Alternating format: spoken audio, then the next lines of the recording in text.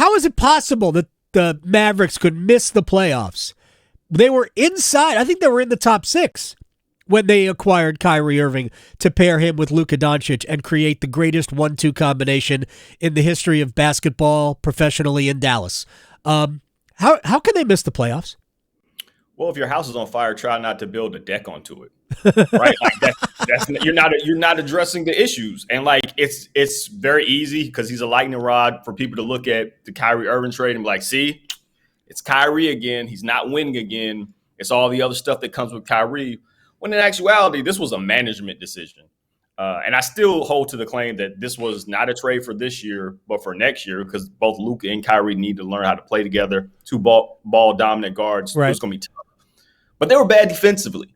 Yeah. And they decided to trade away their best defensive player, trade away their depth that made them a little bit more malleable versus other teams. Like, if you take a look at the juxtaposition between what the Lakers did at the trade deadline and what the Mavs did, it is night and day, and you're seeing the results of it now. The Lakers say, you know what? We're not a good shooting team. We're going to get D'Angelo Russell. We're going to add Malik Beasley. You know what? We don't have a lot of depth. We're going to add Vanderbilt, who's going to give us a particularly more defensive capabilities on that end of the floor. We're going to just be able to build up and play more NBA-ready guys on a regular basis. We're not having lineups where LeBron's playing the 5 and silly stuff like that. Obviously, AD getting healthy makes a difference, but like they addressed their needs and they got better. Dallas didn't, and so you're seeing some of that. The other part is they play a really tough style. Like we saw how well it did last year, got all the way to the Western Conference Finals. Right. But it's kind of like with the Atlanta Hawks. They got to the Eastern Conference Finals with it was the Trey show. But it's hard to do that time and time again. You need other things around. And the Mavs have started to put Luka in the post. They started to move him around a little bit. But they're going to have to do some real changes on that team, just the philosophy of it, if they want to get better and get back to a Western Conference Finals or something like that. Just real quick about your point that everybody wants to blame Kyrie. And I don't blame Kyrie. I think it's absolutely just coincidence that they have gone in the tank, and I think it is about the defense that they've gone in the tank since Kyrie got there. This is Bill Reeder on CBSSports.com. The Dallas Mavericks, this Dallas Mavericks fans, is the Kyrie Irving experience. His arrival is not and was never going to be about his seductive scoring skill or the no arguments anywhere uber talent he embodies in a league that runs on basketball greatness. Basically, he says, all Kyrie can do is lose. And all I can think of is the shot he hit and the way he played when the Cavaliers beat the Warriors. It's not the same argument, but to me, it's the lazy argument based on what we're seeing this year, not to mention he's not really to blame, when people say, Tony Bennett, guess March ain't for you. And meanwhile, right behind him is this championship trophy that he won in 2018. That counts too. So, I don't know. People have made up their mind already about Kyrie. I mean, like he for some people, he is completely irredeemable and unlikable, and he plays a large role in that. And as such, it is the very easy thing to go to. Like, hey, he's the reason. But imagine adding a championship player, the only player on that roster with a ring, and thinking, you know what, he's got loser mentality. It's just insane. All right, let's get to there's a lot of interesting things. By the way, can they win their last 3? Sacramento, Chicago, San Antonio at home. They certainly can. San Antonio, you can just move that one off the board. Right. They still need help, though, because they lose the tiebreaker with Oklahoma City. OKC is at Utah and home against Memphis. OKC is really good, by the way. Their learning curve is a little bit steeper than folks gave it. Like, I don't know whether or not they're going to make the play-in this year, but next year is for real. And they get Chet Holmgren, which is essentially a lottery pick on top of what they're going to add. Like, they're going to be real. SGA is amazing. I think he's an all-NBA guy. Tough year to make it, but I think he did. I think the most interesting thing, yes, they can win out to answer your question. I think the most interesting thing is whether or not Kyrie resigns or not.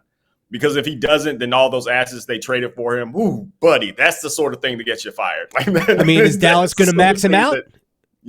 Like that. I mean, you have to bring him back. And the thinking was that he was 100% going to sign because they were able to offer him the most years and the most money. But there's that thing about relying on everybody knows Kyrie's going to do this one thing, and then realizing Kyrie, I'm not even sure Kyrie ever knows what he's going to do from time to time, which is, that's part of that actually is part of the Kyrie show. Yeah. The unavailability is part of the Kyrie show.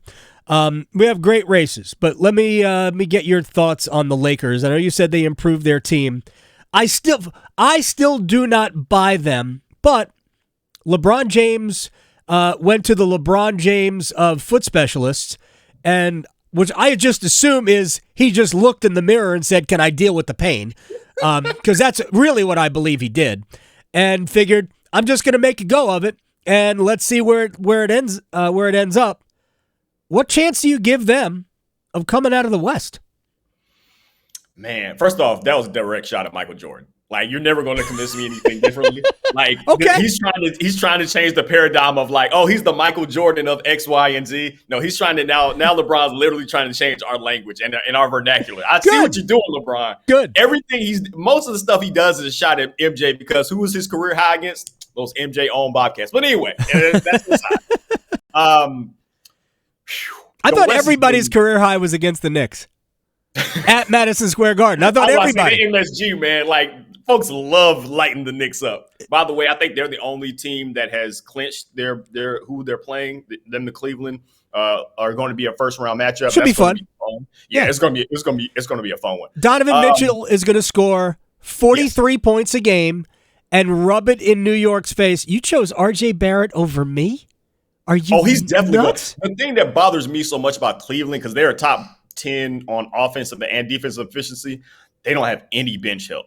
So if they don't get great stuff from Mobley and great stuff from Donovan Mitchell and Darius Garland, they're in real trouble. Like, if they just have a bad game or in foul trouble or something like that, there's just not much there. Like, I don't know what the odds are. I have to look it up, but if obviously this is if Randall and Brunson are healthy. But like, I think the Knicks might be able to pull that. Nah, forget it. It's the Knicks. They're not winning the series. All right, go back to the Lakers. That's really what I want to I'm sorry about it. I'm sorry. That was on the side. It's my fault. My fault. Can they come out of the West? Oh, they can definitely come out of the West. The West is as much about the Lakers as it is about the West this year. Like, I don't feel confident about anybody. The Nuggets have certainly distanced themselves as the best ones in the Western Conference. But if you're going to tell me that we're going to get a rematch of that bubble series where it was the Nuggets versus the Lakers, I mean, maybe, right? Because, again, it comes down to they might have the best 1-2 combo in any series that they get into, especially on the Western Conference side. Like, you're going to tell me that you got healthy LeBron and healthy AD, who has been on a tear recently. Yep. He's been phenomenal. You're going to sit up in there and tell me that in a 7-game series, you're going to take somebody else? Like, okay, I know you said earlier. Now, I had said when the trade went down, I was like, hey, they could come out of the West, and you audibly laughed at me. I still am. And you said that you take the Kings and all this other stuff. Okay, not about the Kings, although I do love DeMontis Sabonis. Absolutely. He's been great. They run that offense through him. Yep. The dribble handoff stuff that they do, particularly in transition, is phenomenal. But if you're going to give me healthy LeBron, healthy AD, and then put shooters around give me the real guy there, though. Give me the key. Austin Reeves. Oh, Austin. What? Oh, yeah. What is that? 26. 20. He's just a really good player. Like, he's a really good player that is playing alongside guys that give gravity, right? As a defense, you have to pick and choose. So if your third best player, Austin Reeves. Their third best player is LeBron James. Austin Reeves is their best player. I'm kidding, but like, if people have not seen the Lakers play, you will be blown away when you. Who's that? You will say, who's that? And meanwhile, what do you have, like 26 last night? Yep. Busting threes. He's got his own shoe? Yeah, he's really good. And the best part is he's really efficient. Yeah. Right? He's not a guy that takes a ton of shots to get those 26 points. He can move the ball. He's a solid defender. Like, he's like your perfect sort of, you can slide him in, and it's great. And then you add a guy like D'Angelo Russell, who on any given night can give you a 30 burger. Right, like, they added enough guys with high enough ceilings that they put around AD and Bron, and now all of a sudden this isn't just the AD Bron show. Suddenly it's a real team with real depth. Rui Hachimura had, I think, 18 last night or something like that. Like the Lakers are a good team. If this team as constructed had been together this entire season, you'd have a lot of different things that, like this. They wouldn't be fighting for some like play in, play. Oh, like where are they going to be? It'd be like, okay, they'd probably be like a third seed. They were 2-10. They were 2-10 at the after 12 games. Before I ask you about MVP, because we only have about 2 minutes left here, right now, given health, I'll take the Warriors anyway to come out of the West. Is Joel Embiid the MVP of the NBA? I think he might have won it this last week and a half. I thought it was kind last of a night, 52. Yeah, I mean, he's had, I think, five games of 50-10 this year. Yeah. It's been insane. Now, if you're going to tell me who actually is the most valuable, I might go with Giannis or something like that. But Giannis the best player. Yeah, like, yes. If because there's a semantic argument that we get into every year about the MVP. Jokic obviously has been great. His shooting splits, the on-off stuff with him, you can tell his value to that team. They're number one in the West. Like, you averaging right at a triple-double. Like, there's almost every metric and statistic that you're going to throw out there, Jokic is leading in. I think partly that's due to we don't do a great job of measuring defense. It's just a really noisy – it's always going to be a noisy stat. But I think Joel will end up winning. That turned into Joel, and Jokic turned into, I mean, Angel Reese, and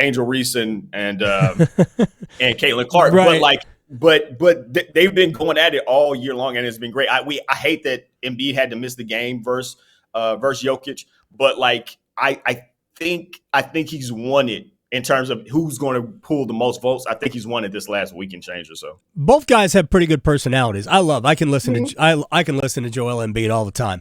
All right, we'll talk during the playoffs, Brenden. I love it. You're the man.